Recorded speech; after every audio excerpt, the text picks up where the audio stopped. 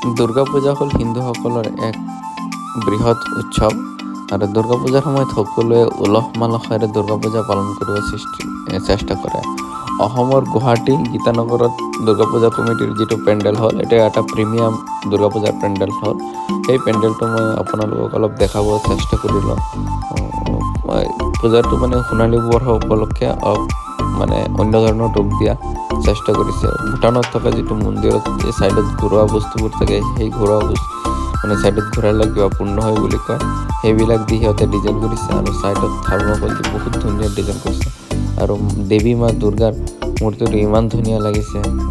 এতিয়াতো সম্পূৰ্ণ হৈ উঠা নাই, এতিয়া সম্পূৰ্ণ হৈ উঠিব আৰু লাইটিংটো পূৰা পৰিমাণে থাকিব, তেতিয়া বহুত ভাল লাগিব। আপোনালোকে যাব একবাৰ পূজা মণ্ডপটো চাব, বহুত ভাল লাগিব। এইটোৱে হ'ল প্ৰিমিয়াম পেণ্ডেল। চবে এটা পাৰ্টিতকৈ আন এটা পাৰ্টিয়ে চবতকৈ ভাল কৰিব ভাল বনাব চেষ্টা কৰে। পেণ্ডেলটো মোৰ বহুত ভাল লাগিল। আপোনালোকৰ কেনেকুৱা লাগিল কমেণ্টত জনাব। Thank you. Good morning everyone.